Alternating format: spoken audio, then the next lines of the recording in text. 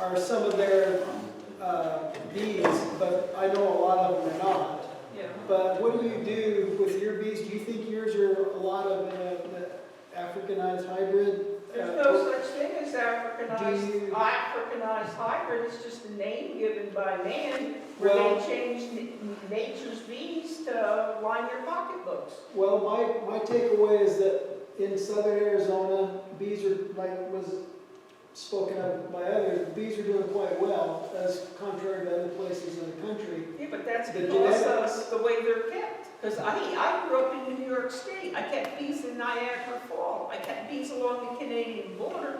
My first husband was from Portland, Oregon. We kept bees up in Alaska along all the salmon fishing routes, Okay. up in Montana and that. And 4 and 5 deep hives was normal and there was never a problem. But my question is that I think there's new genetics that have come into our region from further south that have kind of gotten us to. That's because they don't belong there. Nature bans out with bees by color from the equator through your 30th parallel, which is a transition zone, 10 miles each direction for phasing in, phasing out. Then it goes up to your 60th, it goes up to the poles, and the bees break out in coloration just like all plants and animals by size and by color. And you've got your, like your smaller black, then you got your bigger white, your bigger blacks. You've got, and it's everything bans out. So Dee, we know there was an introduction Right. of African honeybees, and that they It was done properly, it was done right, they were very gentle. and they spread, and we know that there was some hybridization. They We did know not spread. They Well, they- were told they spread, they but they didn't spread. didn't. You're right. Let me rephrase. They interbred with the local population, and we got essentially a hybrid that has then spread onward, right? So Well, if you do, each layer of hybridization makes for a bigger bee. well, but over generations and generations and generations, you get natural selection processes that create a bee that's adapted That's to why that they had environment. that's why they had to come up with a bigger cell size to match the bigger plants. Other than that, nature, if you take yellow bees up north, they die off over a 10 or 15 year period. It's the same way with all animals. So the question I have, and this kind of goes to what you're saying too, the bees in the south central and southwestern United States Are more Mediterranean, because that's how they are ban. more Mediterranean. They also have some of the genetics of the African bees. mixed No, into- African bees were out of a They do. different part of Africa. But the question I have is, are they naturally resistant to mites because of their genetics, or are they naturally resistant to mites because of their natural size and the natural selection for resistance? All bees in the world are resistant to mites. I agree. Because up in Sweden and Norway even, you find bees down to 4.6, 4.7 size. So And some when just people don't say, get it. so when people say, because this is a common statement, common thought, the bees in the south central United States are resistant because they're Africanized. That's a term by man. I know it is. It's absolutely not true. Right. Bees are resistant to mites everywhere that natural selection is allowed to work. That's why I say acclimatize to fit your locale. Because if you fit your locale, all the microbes in every animal and plant that's living there has to be synchronized to match your area.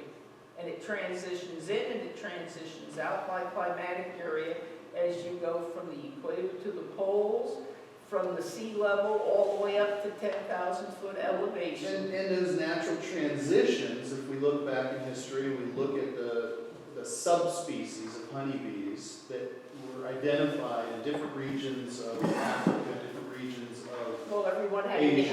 had it identified differently, had their own name. the traits, and those specific traits, right, that were characterized and given a specific name, and those, and changes from one strain to another, or Well, it's subspecies just like to small another. black bears to big grizzlies, small white bears to big polar bears, just like all birds and animals changing in size, all plants changing in size. It bands out around the world.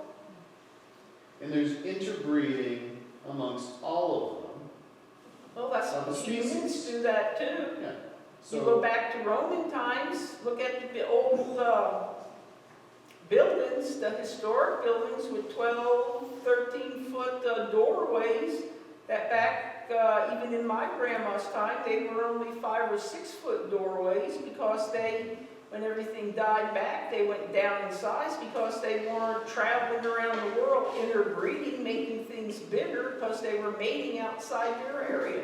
I think there may have been some other questions on that topic. Did you So, have a well, question, Jake? Back to my. No, I just wanted to say something, but go ahead, Mark. Well, so back to, do you actively work with queens and queen your colonies to what you want, or do you let them produce their own queens and you take what you get? I used to do bee breeding, but Rutner and Koniger and different ones over in Europe said I was above too many people's heads. And even Dr. Ladlaw, when he came to the bee lab, where I was teaching the bee lab under contract, said he didn't really want to teach me insemination because I was beyond that, because in knowing how to breed to match one's area and how things lay out, so you get everything uniformly sized, uniform in coloration and everything, it's not taught to people. And with each layer of hybridization, you get more problems, you get more bigger, you get more sickness as you get away from uniformity. And so for every time you can go back to uniformity, and it takes a whole lifetime, a human lifetime to do that, if not more, and we're beyond that with over 130 plus years of going big now from the 1880s. I mean, it's going to take 200-300 years, which means if we go from billions to trillions and can't feed what we got now with so many starving, we're going to go back like in time to where our population is going to collapse, 2/3 is going to die, and we're going to be like the 1800s again in another 20 years or so, and that's going to frighten a lot of people out. And we're getting close to it more and more because agriculture is the cheapest people pay. They don't want to pay for good food with bees, and yet they can bring it in by bringing all this cheap stuff in from China or whatever country they say it is. And why should we, if we have to work more to feed them, put up with that? Well, they want to collect $15, $20 an hour. Can you explain that? Nobody wants to. But that's when the roosters come home to roost. And if they want to separate everything, get rid of the middle class, everything gets real cold, and no one wants to do things, things are going to get hot as a pistol here. So Dee, you mentioned uniformity. Mm-hmm.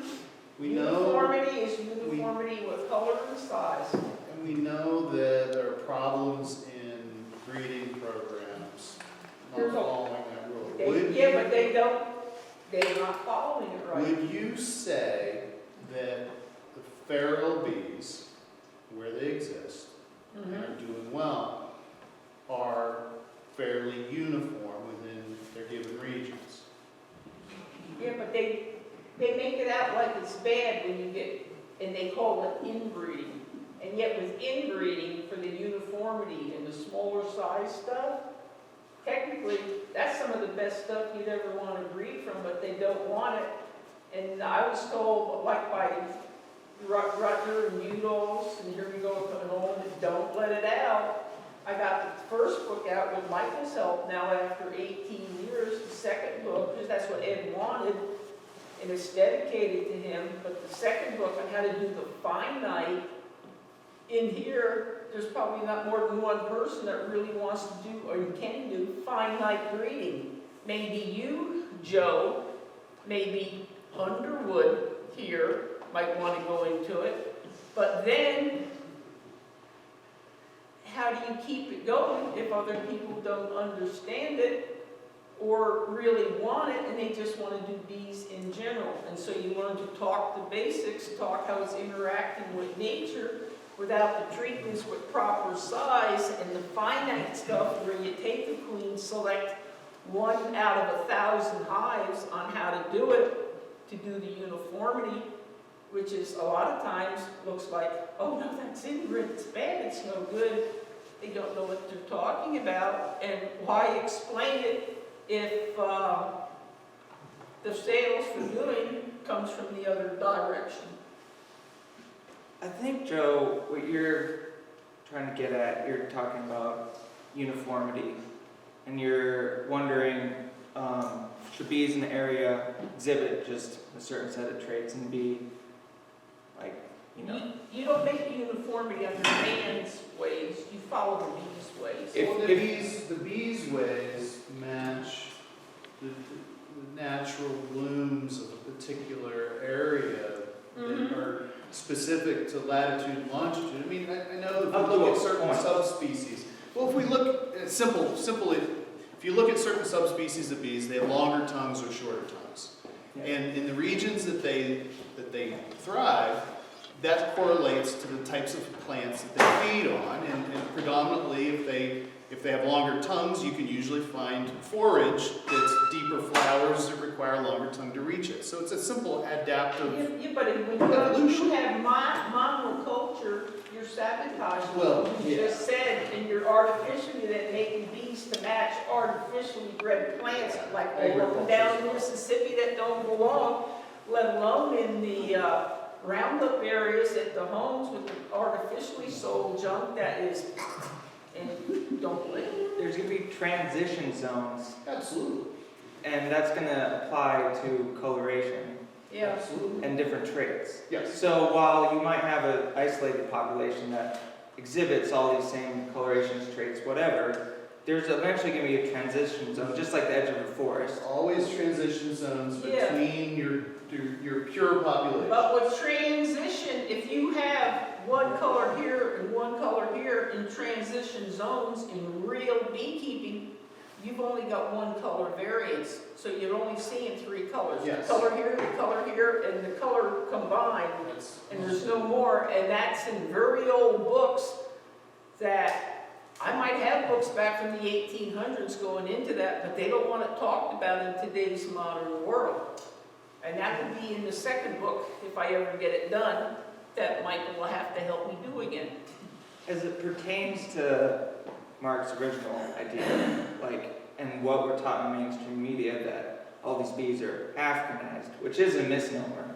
It's just a name. It's just a name. There's so many different types of bees in Africa that you can't really classify bees as African. It's just, right? It's like calling all Africans Nigerians or something. No, it's the same way in the USA because it's the dopes and the chemicals, the treatments put in hives that makes them aggressive, and that's been researched for decades proving it. Well, But they don't want it out. It's the pesticides, so stop the treatments. that's true as well. The pesticides do make the bees angry, but we're convinced that all these bees that are feral have Africanized genetics, and we think that genetics are the main component of why they are able to survive on their own, which is an assumption that we make, but we don't take. The question that I'm asking. But we don't take into consideration the fact that we all know that bees, if they're healthy wild animals, should be able to survive on their own. So while we attribute the fact to these surviving colonies being genetically hybrid or whatever, that's just looking at part of the equation. You're not looking at the fact that they had to exist without our help. So whether or not there is African genetics mixed in with them, it doesn't really matter. What matters is whether or not they had to exist on their own. And you can take bees, what you think have the good genetics, right? And and you think that that's your silver bullet, and then it doesn't work, and you're thinking, well, That's because you cannot change the climate area that they're in locally. You've got to Yeah. work within your own locale, and what's called killer bees is what people are told to accept. They're all book trained anymore. well, yeah, and there's a lot more to it that we try to make it simple for everyone by saying it's because they're hybridized that they're mean, or it's because they're African that they're surviving, when we don't know that's actually the case, when it seems bees can survive all over the world without our help. Nobody is saying that.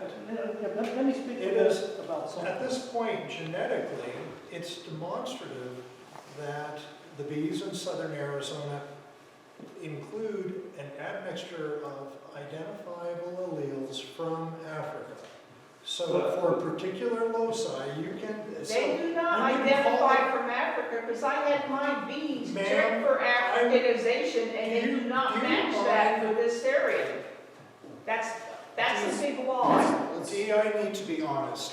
I know your colonies on the King Amble Ranch. I have visited all of your bee yards. They are neglected. You used to have, I'm estimating, about 250 colonies. Today you have about 75, scattered amongst about 15 bee yards. Where's this They at? are wild swarms occupying dilapidated, vacant You don't know bee what hives. you're talking I've about. been to each of your bee yards. You have not. I have two on the King Amble Ranch. I know what I'm talking about. No, you do not, And because King's Amble furthermore, Ranch you has locked have a gates large unless you're enough- cutting through the locks. I'm not cutting through the locks. Then you have no access on that I range. do. How? It's state land. No, it's not. And I know the Kings. The bees, I don't open your hives, but I can those bee certainly. yards are behind locked gates. And I am a friend of the Kings, and I've been to each of your bee yards on the King Amble Ranch. So what are you getting at? What I'm getting at is she keeps feral colonies. Okay. Those swarms come into abandoned boxes. Those are and that's what I've been doing my whole life. And so that's what I keep coming back. Feral bees are interesting. Yes. Mark is collecting feral colonies from a rich area. I know Safford well enough. With the river coming through, it's supporting a lot of feral colonies. And so he benefits from just drawing in those. You have too, for much of your life. And I opened up the chapter in your book and saw Koniger's work on the morphometrics of your bees from 1986, and he calls them out as basically Carniolan and Caucasian. They've And that's looked at them 1986. they've looked at them since then, and they're still the same little boy. 1993 and forward, they will, and if they look at the loci and the alleles represented, it's what we do today with 23andMe, is exactly the same thing that people can do now and are doing with honeybees for the allelic variations for those loci under study. So it can be, and it should be done with your bees. I'm very interested to see how the bees are It doesn't called out. need to be Dee's bees. Say what? It doesn't need to be Dee's bees. It could be Michael's bees, Oh, right. or it could be Solomon's But bees. she's making some odd suggestions about the genetic makeup I don't of think. bees. I don't think. Actually, what I'm that's trying to get at important. is there was a profound change in the genetic structure of the bees in southern Arizona No, there was with the not. arrival of the African honeybee. And No, it's there was not. And it's detectable. No, there was genetic not. level. You can shout at me. I'm but not that's the way shouting, it you don't falls know out. what you're talking about. What I would ask is that your bees. Because bees don't move that way on Earth. No, this is the way. So if you include all the literature, So is that Africanized bees with no I would changes say from? profound is a very strong word. when 50% of the genetic makeup is now Africanized, It's I say not that's that. I don't profound. think it's You that. don't know what Africanized is. It is. And I've watched your bees. They certainly behave like Africanized honeybees. Well, what are you doing? You have stink pretty on, so they're checking you like a flower and you're waving your hands? No, the erratic flight, That's not. that You is a can't very African trait. ascribe honeybee behaviors to just certain significant populations. They are translatable to different honeybee population. I want to keep the. Littler bees that fly discussion- different than big fat ones. Say what? What's a big fat one? I say littler bees fly different with aerodynamics than the big ones. And it doesn't matter where the genetics come from. I was anyway. watching feral honeybees well before the arrival of the African. I have a pretty good sense Look, of there's how our no bees such are thing as flying. African, because they don't go all the way from South America through the Panama Ma'am. Canal to here. It Ma'am. don't work that way in the real Ma'am, world. I lived in Panama when the African bee arrived. I went through And there, I went down and saw And I it. was keeping honeybees, and they became extremely aggressive at that moment when they arrived in my That's province. because of the dose You of can't say that they didn't pesticides. ever They, arrive. that could have just been because they were hybridized. When you hybridize animals, you create hybrids. Each layer of And hybridization makes and for that creates a more defensive There's this colonies. huge, okay, sometimes So there's they hybridization, just, sometimes. why don't we there's back colonies. off the whole Africanized thing and go back to Pharaoh, okay? What I'm saying I like is, that. Yeah. this isn't about Africanization, okay? Because I know Michael's bees aren't Africanized, and I know Solomon's bees aren't Africanized. Mine aren't So either. And that doesn't matter. What the point is here is there are populations of honeybees throughout the United States. Many of them that can't even be accused of being Africanized. We can have a conversation about Sure. and try to understand what characteristics are And I leading was them to be identifying successful. southern Arizona Yes. when I said African. Well, and I want to extend that conversation because it's not useful to just argue about the southern United States because it becomes divisive and argumentative, and we're never going to get anywhere. And the point of it isn't that the only place in the world where this problem has gone away, that we have feral bees surviving on their own. This has happened in Europe as well. This has happened all over the world. We have examples of feral bees surviving without mite treatments, and lots and lots and lots of literature. It is not an Africanization. Africanization is mongrelization. Okay. And I'm not jumping in on Okay. that bandwagon, So- I'm just addressing the genetic Every makeup time of you our have 1, 2, population. 3, 4-way Mite mixes, they get hotter resistance is and a hotter. separate You don't question. understand that. And And that's what the bee lab wanted to get things going. something, Bring in that what should you be like, mentioned you is can that get 5, 6 different types there are of not bees in many the area, feral they get hotter. colonies in France, Germany, England.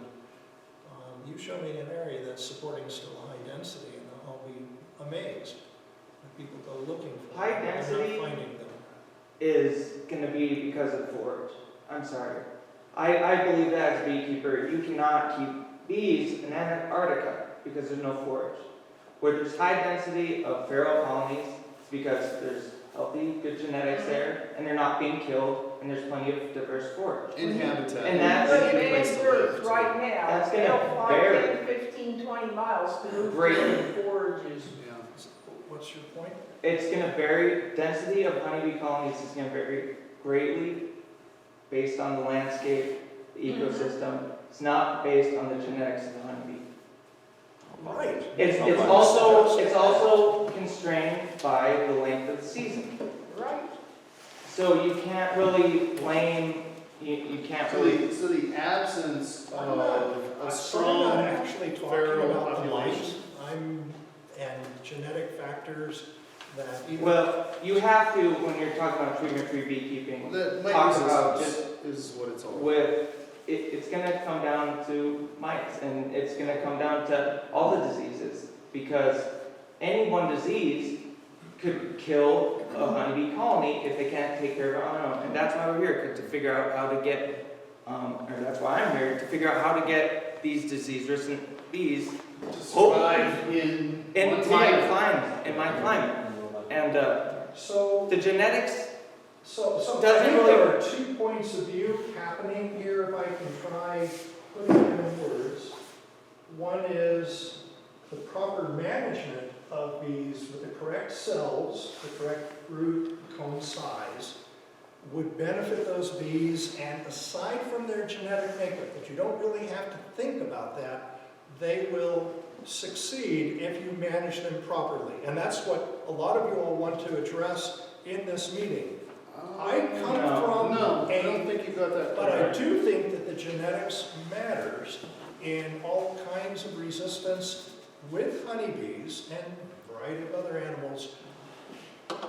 And so it's important to also pay attention, at least on a broad level. Here's Mark pulling feral colonies, if I understood him correctly, out of black willow trees and putting them into boxes. Sometimes it worked, sometimes it didn't.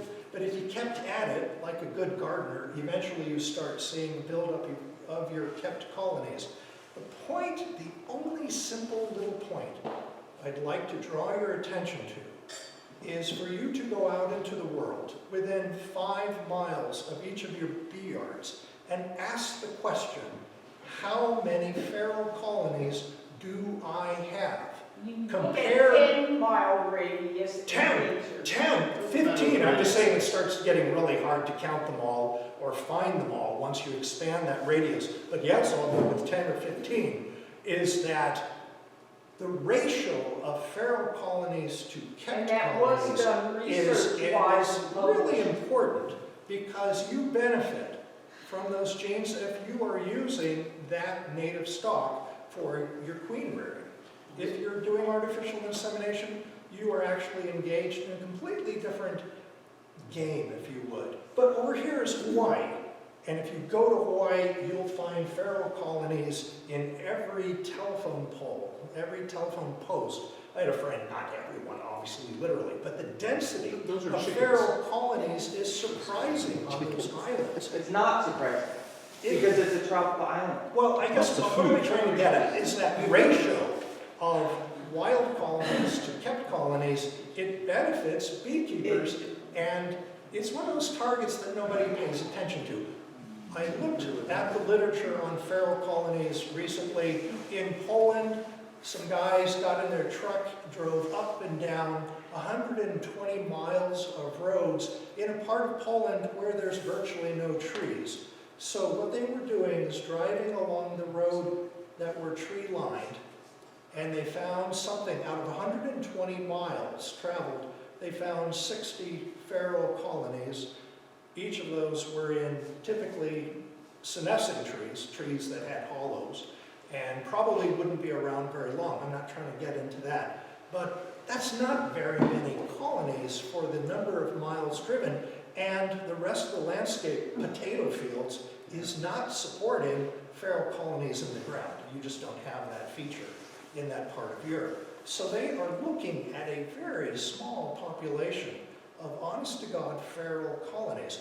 So that's all I'm trying to do, is direct your attention momentarily to ask the question, when you get back home, how many wild colonies do you have in that neighborhood? 5 miles out, 10 miles out, 15 miles out. You have perhaps very few or a lot. So what, does that have to do with Mark, or your claim that all the ferals are African? So one of the questions I don't need the answer tonight, but if any of you have insight on this, we can visit later also. But as I'm going forward, and so my bees, some of them are pretty feisty, they're not fun to get into. Okay, I don't get to enjoy my bees like some of you do have some nice gentle bees. But they could be estate domestics, which are more mongrelized, Well, which are hotter. I'm sure some of them are, but I know some of them are coming from my 16 feral colonies that are on my farm. Yeah, but we don't know how long have those you have had been feral. and are they true feral or are they estate domestics still trying to get Who home? knows, we'll never know the answer to that, because they came back when, all the bees kind of died off. These are the bees that have come back since then. That's why I explained that earlier. I kind of watched them die off. Do you actively select for calmness? No, I'm 2 years into this, I'm just catching bees. Okay, but that's where I want to go. So again, throwing this out there, think about it. If you want to visit with me on the side sometime, whatever. But I want to probably get some gentler bees. That's probably getting some queens. But am I wasting my time? Are they going to just kind of, when they requeen themselves, are they going to mate with the local drones and go back to mostly feisty? No, and this is what Dee is saying. Her bees are her bees because she's kept them. And she doesn't have to requeen them because she doesn't have to. Whether or not a feral colony or her bee swarm and repopulate a dead hive, it's besides the point. What she's talking about with inline breeding is in order to breed for bees of a specific, whatever, phenotype, genotype, whatever you want to call it, you want to breed your disease-resistant, gentler bees.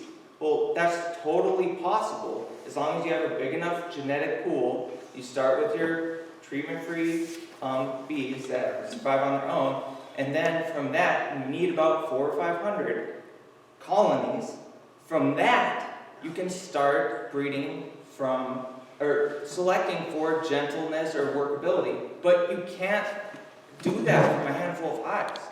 You have to have Not hundreds of gonna happen hives. for me, so that's not gonna happen for me, so I'm gonna obviously source. You can still kill queens that you think are aggressive, but you could be getting rid of your good genetics that are treatment free. Or if you're really worried about working bees that are wild and feral and can defend their hive on your own, you either quit beekeeping or give up treatment free beekeeping, or keep really small hives, because really big hives get defensive. A little baby nook, I don't care what type of bees there are, they're not going to be defensive. Well, you can still get honey and bees from them. But if you're looking to breed from your own stock and breed gentleness, you'll need either someone else's stock to bring in, or you'll have to get up to a large enough number, 400 or 500 hives, to start breeding. And then to breed for gentleness, you take your strongest hives and you go through it for uniformity. And if you have a 4 or 5 deep hive and it's gentle versus a little hive, it's better to do the queening from the strong hive, because to get that strong and remain gentle, it's got to have better nature's genetics and not man's. And that means it's uniform in size, uniform in color, but it's strong. And most colonies in nature, even when Tim Jackson came over from Africa, which is the biggest top bar hive beekeeper in the world till he died, his average size for feral colonies, even that Australian would agree with, that came over here, you're talking hives that are 4 or 5 hanging down long, or they're in big long top bar hives that are 5-6 feet long, and that's normal size in nature. And those are the hives you take the gentle ones from that are uniform. You don't take them from the ones that haven't grown up yet to show what they can do, and can they match with nature, store the back stuff like food in a silo so they can keep going through the hard times. And that's what I'm talking about with people here for picking up hives, because I've got one hive up in Solano on King's Ranch that's got 23 hives in it, and I've got about 7 over, and yet 6 are still alive that have been over for 6-8 months, and I can't pick them up because of the bad dearth, with 2 light showers in September, 1 in December. Other than that, there's been no food. They've either got it and can get it, or they can't. And as for bees on King's Ranch, I've got 11 yards there. My yards average in my big yards 30 to 40 colonies. They're up in the hills, and the little ones down on the flats that are only 6 to 10, that's a completely different zone for doing stuff in. And until you've been through 11 yards and you say, oh, I've seen them all, knowing I've got close to just that one ranch alone, 350 to 400 hives, you don't know what you're talking about, and that psychs me out. Dee, we have another question back here. Okay. Go ahead. I've got a couple of things now. I promise to be brief. Remember, I'm the driver, not the beekeeper. And being new to beekeeping in the past year, it's apparent from just this group that there are a lot of different areas and viewpoints and perspectives. A perspective that I've seen from 3 different entities in South Texas. I'm not defending it at all, because I have no idea if it's hogwash or truth or somewhere in between. And I don't want the answer blurted out at this point. But what I'm hearing in these different bee arenas is that the South Texas arena have been, don't scream, Africanized, and they're more aggressive. And if you want to have bees that don't want to kill you, what you have to do is order queens from Siberia or Mars or wherever. And that seems to be directly in conflict with unity, which I'm hearing now. It sounds like if we want to have, and we've got some bees that could kick Rocky's butt. If you want to have nicer bees, kill all your queens and order sweet queens from other areas. But I'm hearing that, I hear that, but I'm not for tonight, it's for thought. We're hearing that from everybody down there, that if you want a nice hive, go order queens from somewhere else. And what I'm hearing tonight, I think from almost everyone, is that may not be the case at all. And not even looking for the answer, I'm too dumb to even know the answer, but I'm hearing that side of it from everywhere down in South Texas. It sounds like it could be a real problem. And the other thing I had is, and this is, I've taught Dale Carnegie for 34 years. I have a suggestion, and you can throw my butt out. Everyone in this meeting needs to take a group of time, maybe 30, 45 seconds, uninterrupted. And then the next person comes in with rebuttal or addition. But if we're screaming at the same time, we're only causing conflict. So to whatever degree we can, let the idiot from South Texas have a few seconds. And then when he shuts up, then take a little bit of time and talk. But if we're all talking at the same time, it just makes for people who don't like each other. All right, I'm my done. turn now. Pardon? First of all, the one thing I've learned from the internet is that if you don't stop fake news straight away, it becomes the accepted norm. So let's put it right. I've just heard fake news. My bees are in South Texas. According to the Texas state, they're 100% Africanized.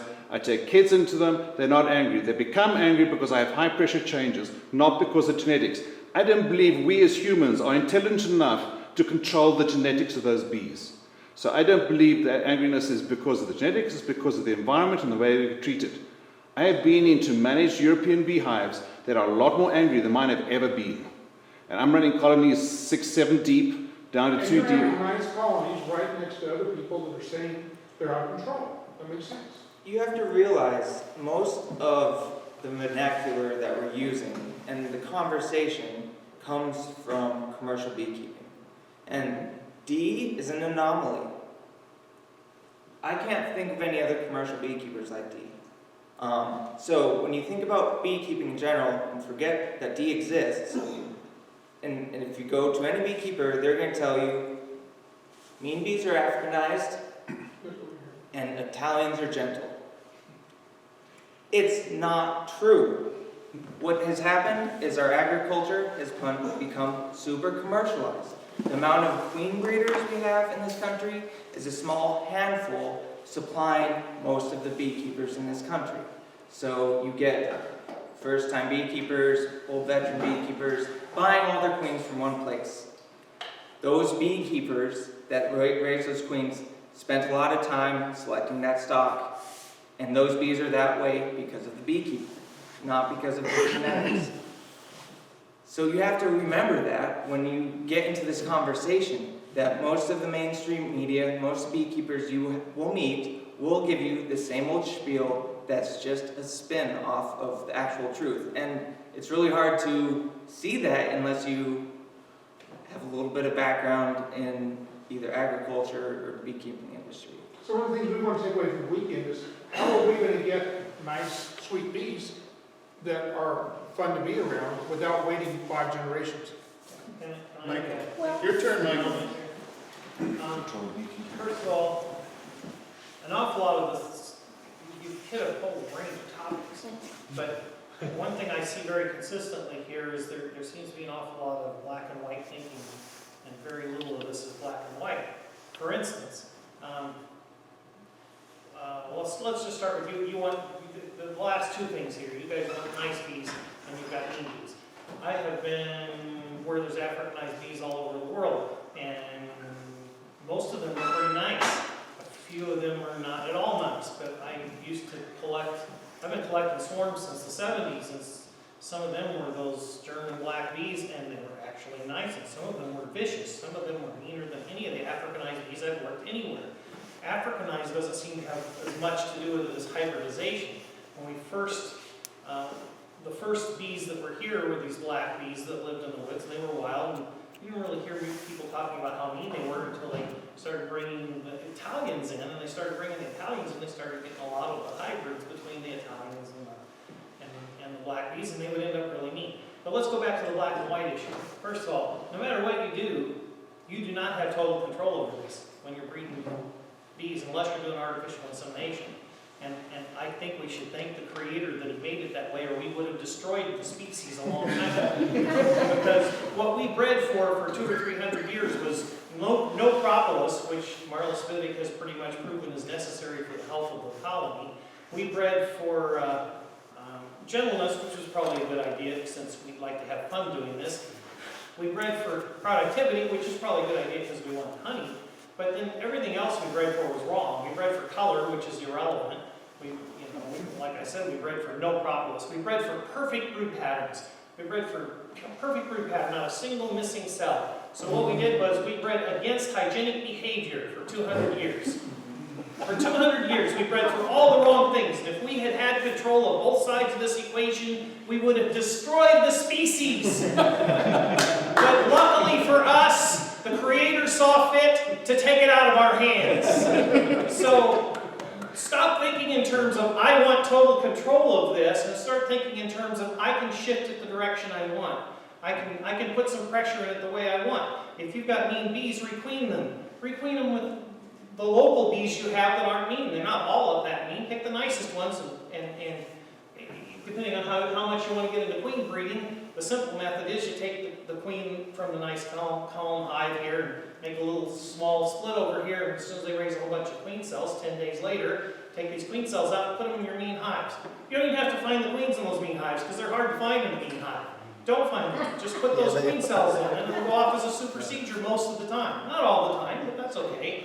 We're just trying to put the pressure in the right direction. Put the pressure in the direction you want to go, and you will make a difference. You'd be surprised how much of a difference you can see in your bees. Now, this is coming from 43 years of playing around with this. You won't see it in 1 year maybe, but in 2 or 3 years, suddenly the bees are acting differently because of what you're selecting for. You think you're not having that big of an impact, but you are. But luckily, you don't have 100% impact. There's always some throwbacks in there. You'll still get a mean colony once in a while. Well, it's okay. Just requeen them. That doesn't mean it's a disaster or a failure. It just means, you don't have 100% control. That's just reality. You're talking about the bees, the wild bees eventually becoming more homogeneous. Well, that's true of any wild species of anything. If you look at squirrels, most places they're all this same gray color with a little red, why are they all the same color? Because that's just the way things are in nature. When a wild population gets settled, it sort of all becomes very homogeneous. It's just what it does. Now, like you say, there's the intermediate, there's the transition zones between the black bees that are living in this valley and the more yellowish brown bees that are living in this valley, and there's the spot where they're kind of overlapping. But we have a whole other thing that's happening here, which is the people are buying bees and bringing them in from all over all the time, and we have no control over that. I'm not saying that to say that we can control it. I'm just saying that you just need to be aware that you don't have control over that. So these bees are not. These wild bees are probably never going to get totally homogeneous because people keep bringing in other bees. And those genetics keep getting in the gene pool. But it's still going to head in that direction of becoming more homogeneous, despite the fact that people keep bringing things in, because that's just the nature of it. That's the way things go. They go toward that direction. Anyway, what were they all think up? I'm trying to think of all the topics when we went through those. I've heard an interesting recording that Dean and Ramona used to have on their website of Dr. Erickson from the Bee Lab here, who'd been here for years and years and years, and it's like in the 80s, and he's talking about the bees in southern Arizona, and what they are like. And he describes exactly the bees that are here right now. He describes smaller, black, aggressive bees that live in rocks, and they live in water meters, and they live in all the things that everybody tells you Africanized bees like to live in. He describes them just beautifully back, and this is back in the 80s, back when her bees were tested, and they said most of them weren't Africanized. There were a few actually that I think that they said there was a little percent of it, but for the most part they're not. So I don't know if they've changed that much or not. I wasn't here then. I'm just taking Erickson's word for his description, and that description sounds an awful lot like the ones now. They were small, they were black, they were aggressive, they were, you know. Back to this Africanized thing, you do realize, and she's got the documents reprinted in here, and I've seen the original ones in her house of from the USDA, that they were getting stock from Kerr. Dr. Kerr's the guy who started this whole thing in Brazil. The USDA was getting stock from Kerr and breeding Africanized bees on Kelly Island and shipping them to Laramie, shipping them to Madison, shipping them all over the United States by the thousands every year, 2,000 or 3,000 queens that were bred from that stock that Kerr was breeding in Brazil. So Africanized bees didn't gradually migrate up here. They were being distributed by the USDA for decades. I don't know how they started this whole myth that there was this gradual migration, but anyway. That's what you read in the paper. Yes, that's what you read in the papers, yes. If you think about populations rebounding from the wild, it's going to happen fastest at the equator and slowest at the poles, just because of the short length of the seasons as you get further away from the equator. That's going to affect how quickly wild feral populations rebound. So if you think about bees coming up from the equator, maybe it's just the wild populations rebounding, as they should, from the longer seasons to the shorter ones. And I totally agree with what you're saying about the density of feral bees is directly proportional to the amount of forage.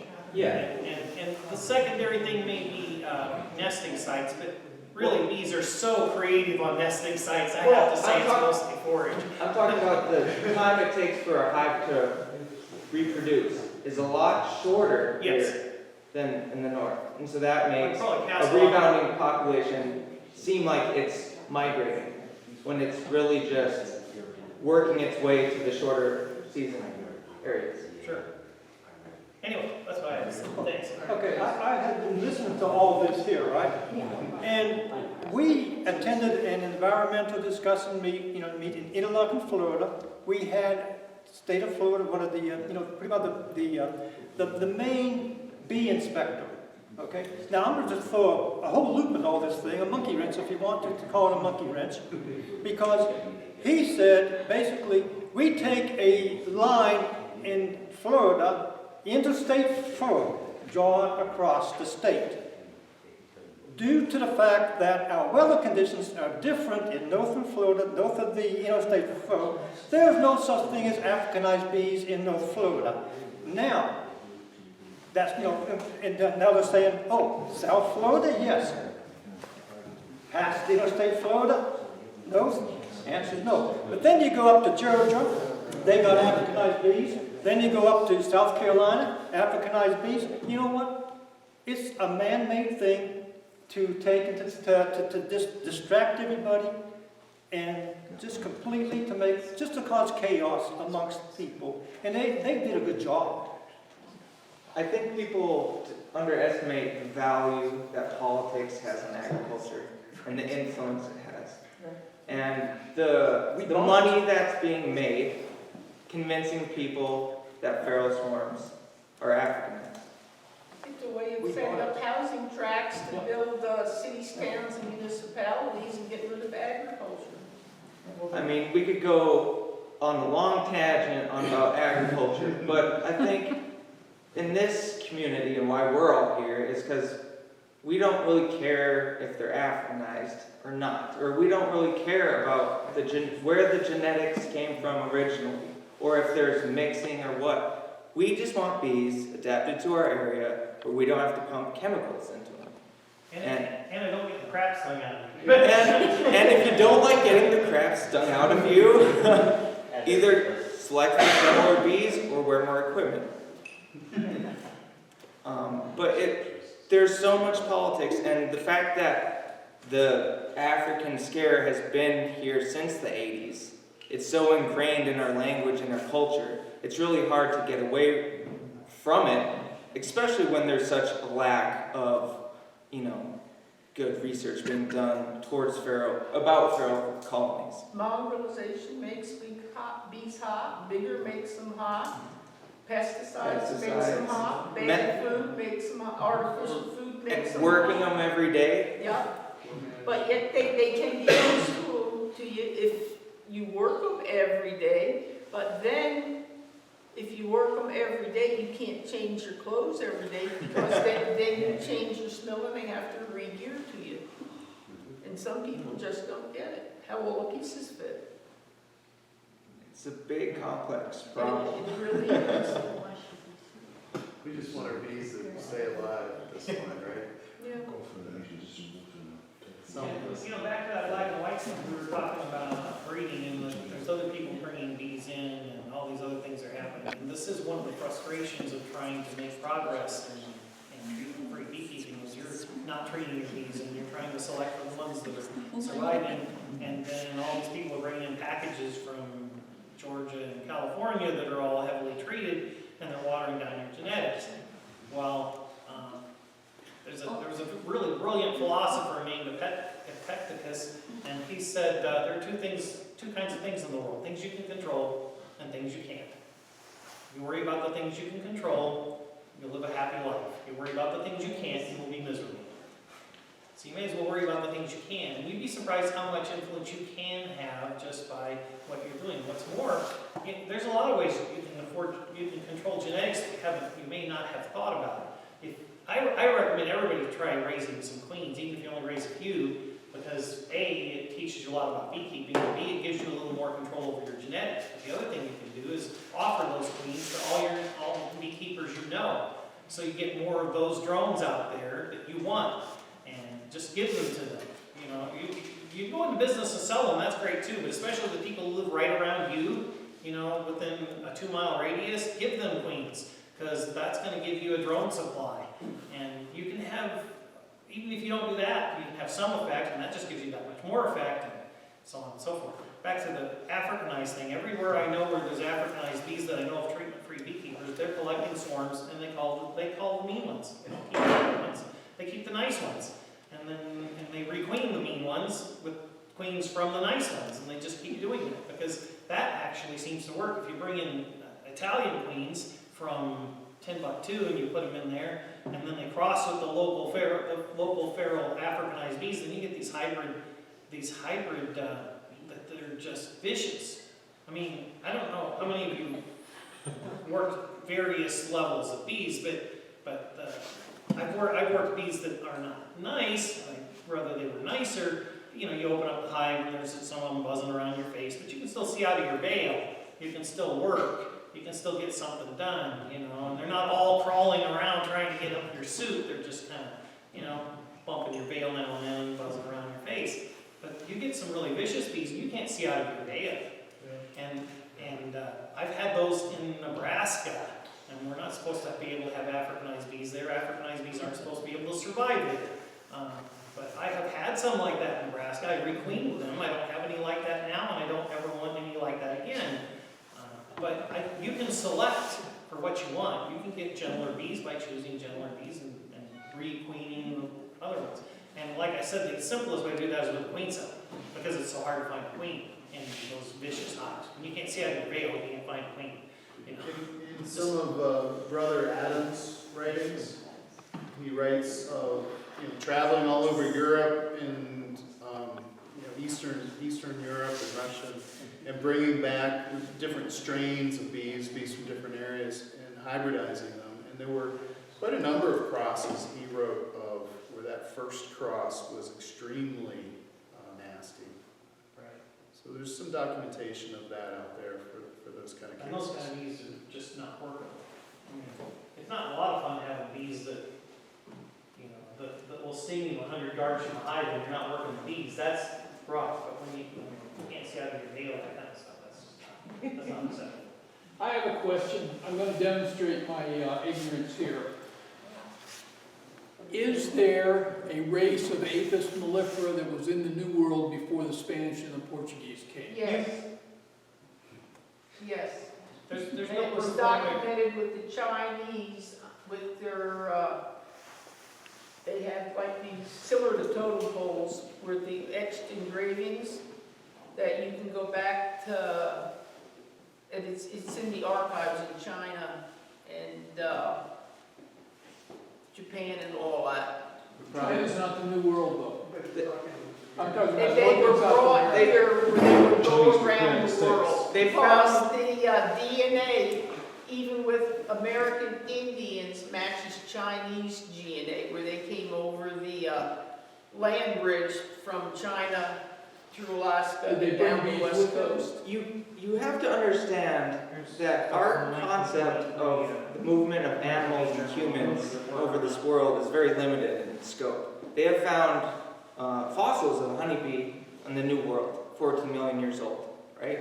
So they were here at one point. Why weren't they here when white people came, right? Well, They there's were also, here. well, they probably were here, but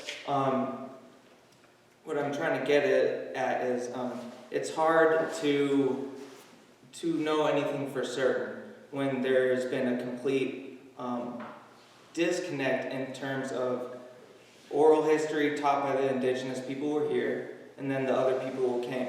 If there's a really great book called 1492, it's all about how many Americans were actually here before Columbus came. Well, there's actually Europeans and probably Asians coming to this world via boats way before Columbus. Who knows what they had with them? Who knows if they brought bees back and forth or not? But the thing is, when they came to the eastern seashore the first time, and they went down the shore, all they saw was a string of lights. Just a string of lights, meaning the entire seashore was populated. Well, they came back a few years later, and they're all gone. What happened to all those people? They probably all died. And if you think about honeybees and honeybee diseases, I mean, it's very easily, honeybee diseases were transferred by humans over time. It's really hard to pinpoint. There was definitely Apis mellifera here before Columbus, because we're only looking at that short time frame between our written history started and when Columbus got here. And that's such a small time frame. You can't really think But the about Spanish prior- evolution in that short But of the a Spanish prior to Columbus, and even when they came, the ones on the ships wrote that the bees that were here were just like exactly like the bees back in Europe. And, And that is in the archives. and yeah, and It's in your books. yeah, there's evidence saying they're here, and then there's everyone saying they're not native. And you can't really say they're not native when there's a fossil 14 million years old from Wisconsin. You know, you have to understand ecology, environments change, you're dynamic, nothing's static. You know, the whole invasive species thing is based on this concept that nature is static, it doesn't change, animals and plants don't move around this earth. That is just ludicrous when you think about evolution. And if you think about how, continents move and things change over time, we tend to look at everything in such a narrow human lifetime perspective. Even just a few hundred years is too narrow to really look at and say definitively bees were not here. So The bees have been here with Yeah. the earth splits with North America, South America, splitting from Africa and you know, and people don't understand we were one big block of soil, that's just split and we're going through a split now. yeah, so it doesn't really even matter if they're here or not, really, when you think about it. If they were here, great. If they weren't, great. They're here now. Is there anybody here who honestly thinks that when the Vikings came over and that all the bees left them, They brought bees with and they them. got here and there were no honeybees, that they didn't bring some?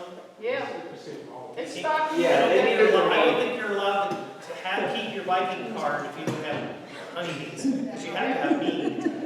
But I don't know if they brought them or not. And the Chinese were here in 1421, brought all kinds of crap. The chickens that are in California and the chickens that are in South America all came from the Chinese when they came through. Who knows, I don't know if they brought honeybees. But regardless if bees were going back and forth before we really started doing it, it doesn't really matter. It does, I mean, that's just, it matters to us, it matters to our ego to say we did it first. But if you look from a natural perspective, from the perspective of nature, she doesn't care. It doesn't matter to her. What works will fit, and that's what evolution supposedly is all about. So, assuming that this next 10 or 15 years, things are going to stay the same, No, that's an unrealistic assumption. we are going through that 2,000 plus year cycle.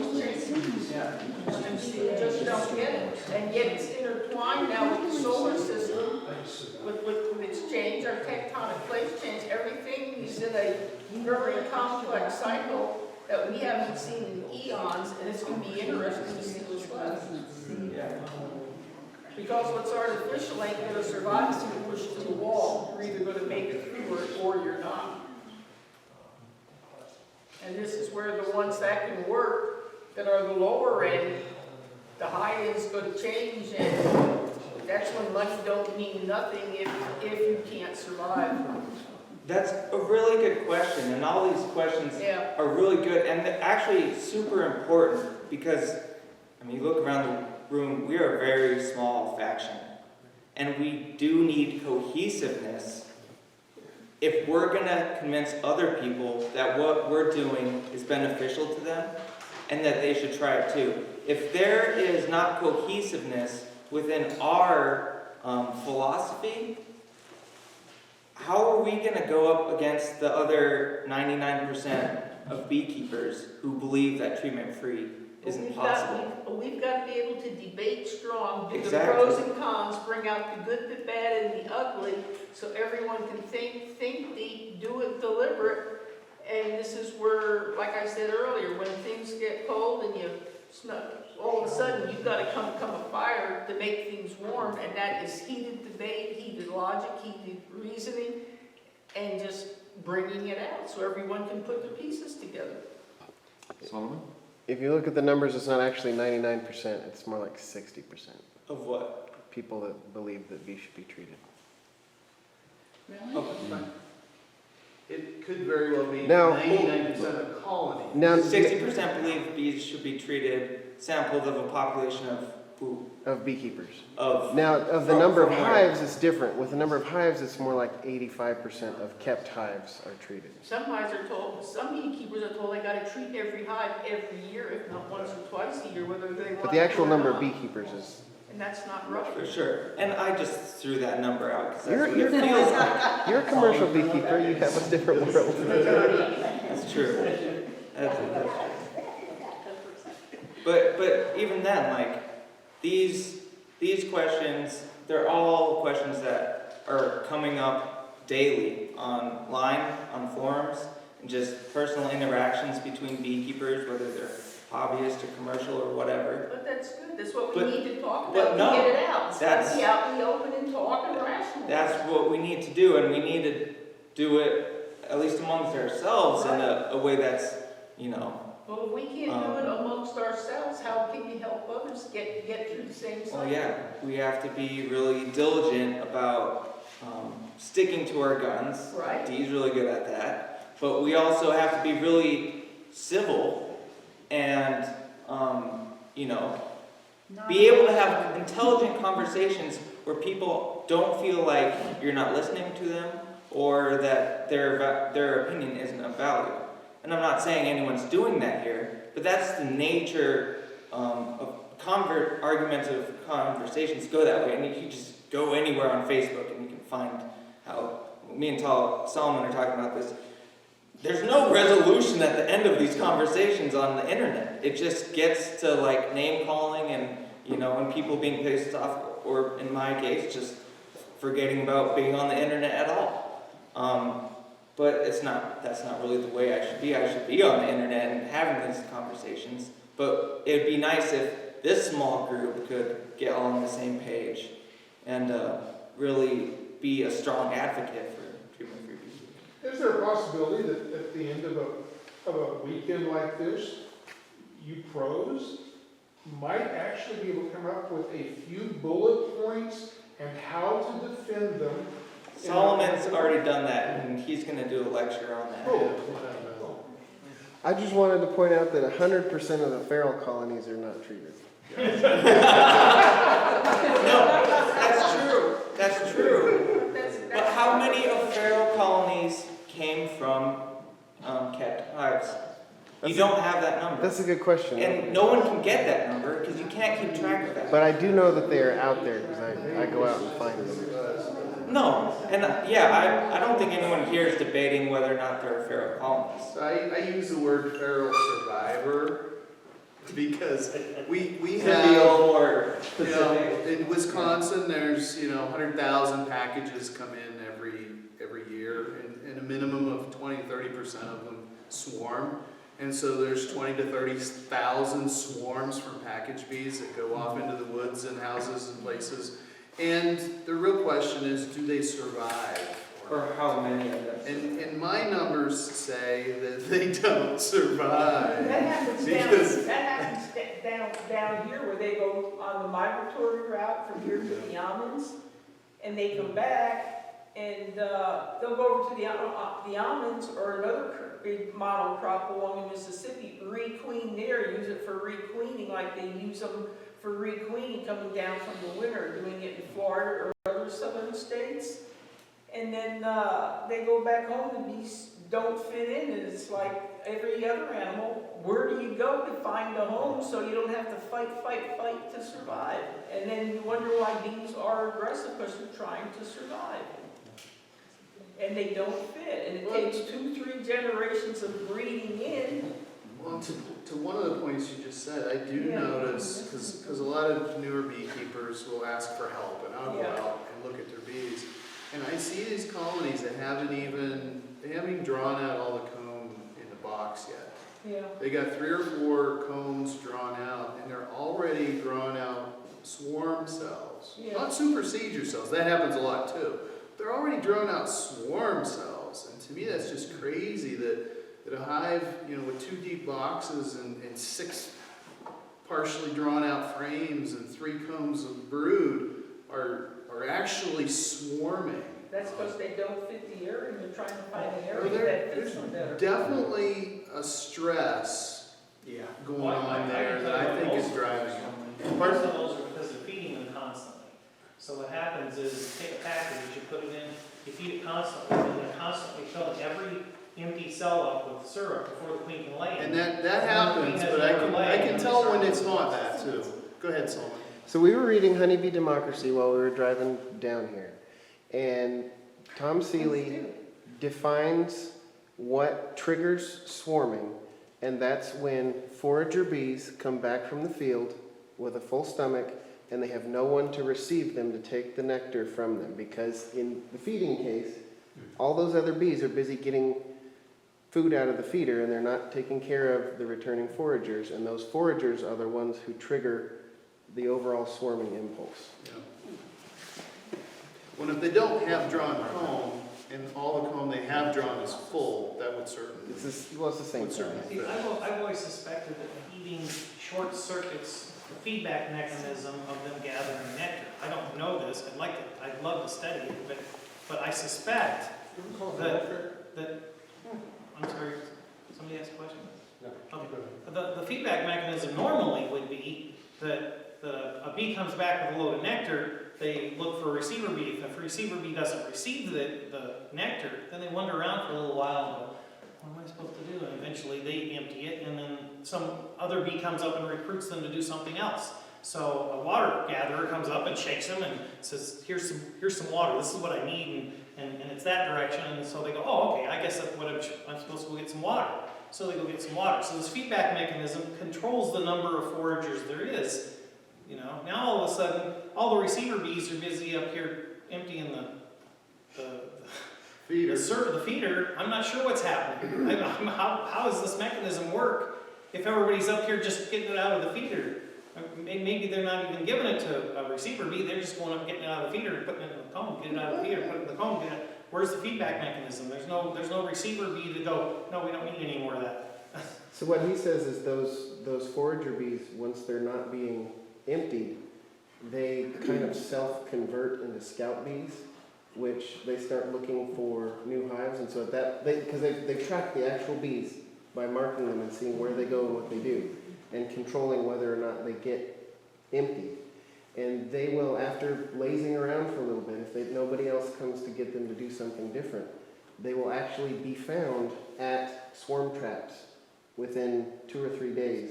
They start scouting there, and then once they figured that out, they start triggering the swarming. So it's a combination of two things. They didn't get unloaded, and they didn't get re-recruited. Right. So if they didn't get unloaded, and they didn't get re-recruited, then they start doing it. Right. Interesting. And they will be those forager bees who become the scout bees because they're experienced. They've been outside of the hive. They can guide the swarm. Right. They focus the queen. They start batting her around to keep her from eating and keep her from laying, so she loses weight and becomes. So the whole process works all together. How do they get her to climb upside down and deposit those eggs in the swarm cups? That's a good question. Also, That has to happen. yeah. Well, they keep limiting the space she has to lay in, and so she can't find any place to lay in, and so I don't think it's all that hard. Because they keep backfilling the brood nest. No, the bees place the egg in the swarm cup, or in the queen cell. No, that's not what I understand. That's I've never- heard that's that. laid in I've there, heard right? that They said. can, That's never been. Yeah. they can take eggs and it's been photographed. I have seen that speculation, but I have never heard of anyone who has witnessed it. Yeah. Yes, I have videos on it, and I gave them to the Tucson Bee Lab, but I don't know what happened to the videos. Have you seen a queen lay in this queen cup? Oh, yes, I have seen it. You have seen queens lay in the queen cup. Yes, but I have never seen a bee move an egg, and Huber spent years trying to No, there were observe people that being had photographed that, and that's in the archives. Yeah, Okay. I've heard of it too. That's been Well, I've heard photographed people with a say that, but stereo. I've never heard of any evidence for it. But No, they had pictures and they watched them do it, especially with observation hives with naturally sized bees, where they Let's see, pick an egg up and if we put can't all it in. agree on this, I think it's hopeless. We're going to agree on anything else. Well, I can't say they can't move an egg, but every situation I've heard where they try to establish that there's no other solution for how this happened could be explained by however you pronounce it. Thalidochi? Thalidochi. You could always explain it with thalidochi, and that has been observed. So, They all can these. steal an egg, they can do thalidomically plus the queen can lay. There's 3 different ways. Well, I question the stealing an egg version because every situation I've seen you could explain with one of the ones that has been observed. So I don't know. I think when you're talking about swarming, it's hard because we want to say swarming's for one purpose, to reproduce. But we found that there's other reasons bees will abscond. And how do we really define that from a swarm? Bees will abscond to get away from disease or poison comb. Does that look... They'll do it in deserts too, to find food. If they gotta fly from an island to the mainland to get home to food. So we tend to try to think there's one reason for this and one outcome, when sometimes there's many reasons for multiple outcomes. And it's either a swarm cell or a supersedure cell, but what if there's another situation where it's...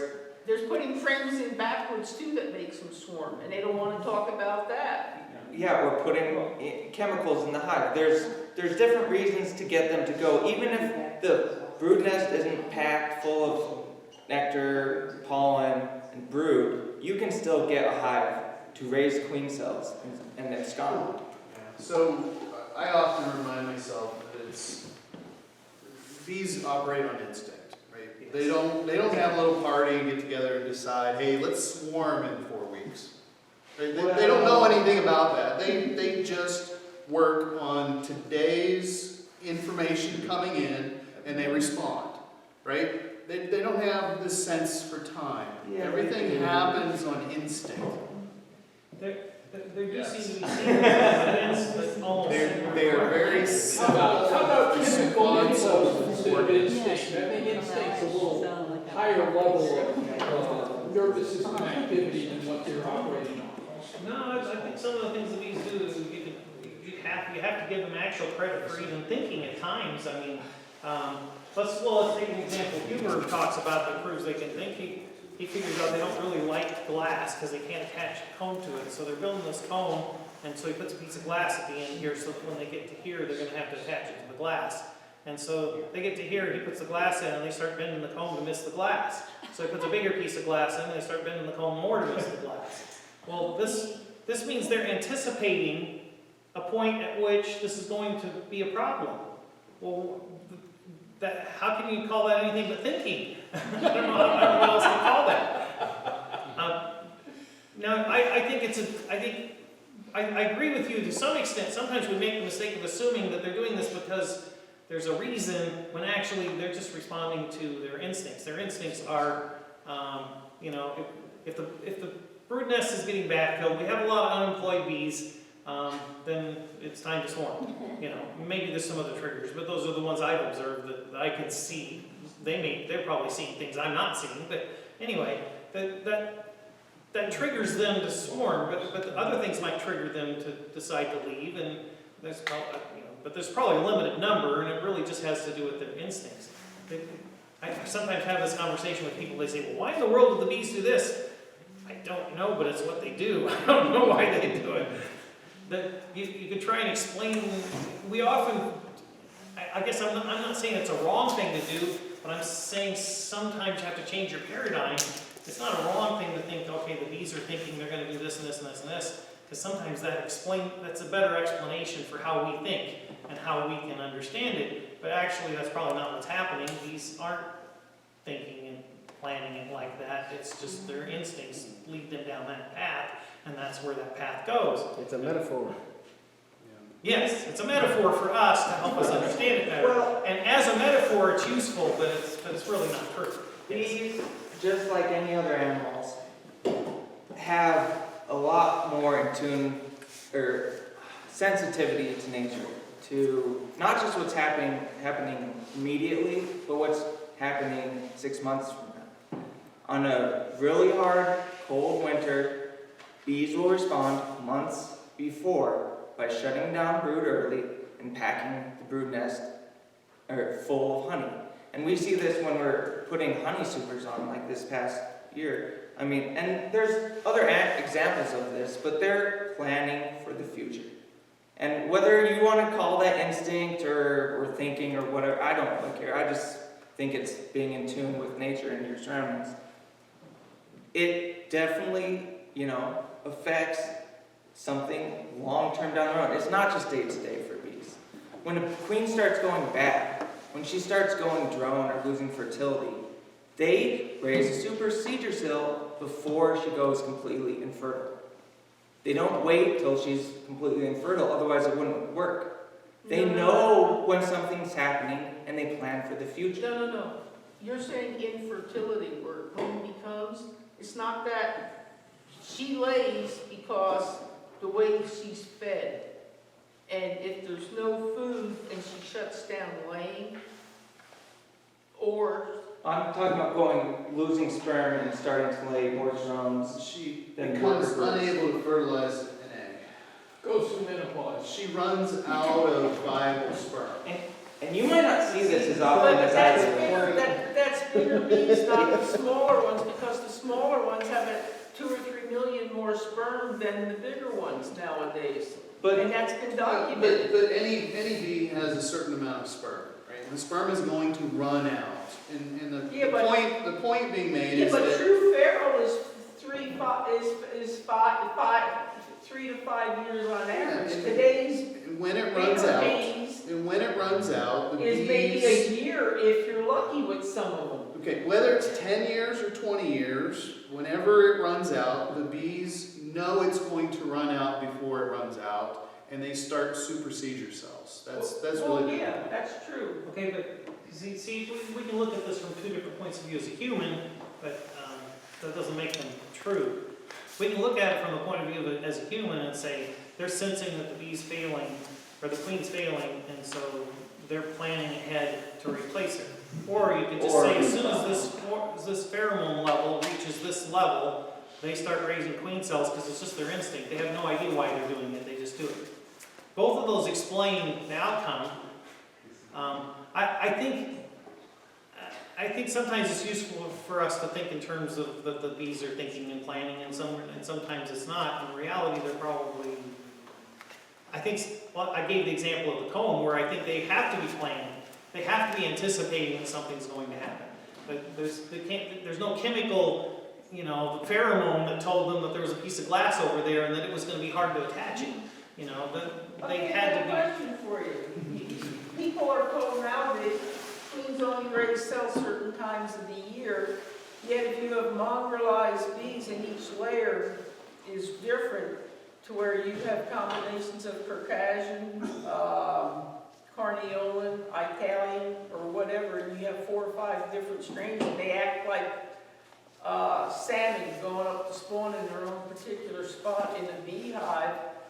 Depending on the type of bee, you can see queen cells very early in the spring, very late during the May flow, or odd off-season times because of the way the queen is mated, and depending on how she lays the eggs, is she doing a FIFO or a LIFO, where she's doing a mixture of everything all at once with all different races, or is she just doing all one particular type to match one particular time of the year, and she's off time to what you've been taught to expect for queen cells, therefore you want to know what's going on? Well, I think that's why you want to raise local adapted bees, because the genetics from other places, their timing's off for your location. Well, is it timing that's off for your location, or is it off for what you're taught by other people? Let's say you have to follow, this is timing for what they say is for your area, but it doesn't match your own locale because you're at a different altitude or slightly different Well, latitude. to your point, most people start trying to raise queens in Wisconsin about the 1st of May, sometimes earlier, which is way, way too early. But they're doing it because they want to sell nukes. They want to make money. And Why is that too early? They haven't started raising drones yet? Yeah, they're not going to have. It's freaking cold in Wisconsin, man. Those queens, No. those queens fail at a really high rate. But when do If they start? raise them in mid-June, they do much better. Well, there's probably be more drones in there. But That's, yeah. at the same But- token, you might benefit yourself by raising them early, so you don't have to mate with the people who are bringing in the migratory bees. Migratory bees are in place by April. So when You're are the actually- drones starting to being So you're actually mating preferentially to the migratory bees brought in April because they had drones in California in March. Yeah. And they've all been treated, so the sperm viability is really poor, and those queens end up failing, superseding at a higher rate. But it Well, you're could saying go the bees other from way too. California, but what about the migratory bees brought up from Texas or Louisiana, They're all out Georgia, of tune. or Florida? They're all out of tune, and they have mature drones way before any hives. And yet, when I kept bees in Montana way back when I was at Malcolm Air Force Base working, before I got out of the military, I had bees there at Malcolm, and they had drones all winter long. They don't have a high volume, but if you've only got 1 to 5 to 10 drones in a hive based on the number of hives in a given area, you've got more than enough to make the odd hives that need an odd queen. And whether it's in Norway, Sweden, or any place else north, they can still mate. You just can't do it in volume every single hive. And to You can just do complicate it it, for the odd ones that need it. and to complicate it further, consider what artificial feeding is doing to the timelines that our bees operate on. Simple Well, fact. artificial feed's been said that after 6 to 8 weeks, you gotta go back to real food, or the bees Yeah, are gonna but go back just to in terms die. of timing, right? Bees that don't normally start brooding up early, but people start feeding them to stimulate early brood rearing, they get out of sync with the normal scale of time. Yeah, And you people got are to doing you it. got to match nature, you got to match the People, plants. people are doing it for one reason, two reasons. One, to sell bees to other people, have more bees to sell, and two, have more bees ready to go when the flow starts so they can make more honey. Or Money. three, the bee club told them that's what they're supposed to do. And yeah, there's that too, yeah. But Or so- you're scared to not be. So, you don't have to do it that way. No, They you gotta don't. learn to follow nature, really, long term. And a lot of them can't do it because it's not wanted to up. Well, and the poor folks who are buying the nukes from them and having queens fail midsummer don't understand why. Well, you're talking about most people will buy packages Yeah, I know, or nooks. I know, Nooks. yeah. Joe, our drones, the first spotting of our drone in Florida, January 18th is when I first saw our drones. That means that they were there before that time inside the hive. And so depending on where you live, You could very well have drones in the hive all year round. the only month I didn't see it was December. And I'm sure that they were there because, we were doing other things, but we would have them, probably all year long. Actually, that's one of those things I noticed when I started raising feral survivors in Nebraska, is I would see drones all year round. I wouldn't see very many, but I'd see 1 or 2 drones in every I hive. find drones in dead winter clusters. Yes, exactly. Yeah. But I didn't see that back when I was raising commercial Italians. I never saw that. We found drones after our hives were of the acceptable size. They could keep drones. Before that, it was impossible for them to keep drones. Now it's going for 10 o'clock here. Breakfast starts at 7. So by the time you get up to your room, you get ready and you go to bed. Figure it's going to be 10:30, going for 11. We need to stop now and then get ready to start tomorrow morning. And just keep talking the way we're talking to keep getting everything out that we can possibly think of, whether some like it or not.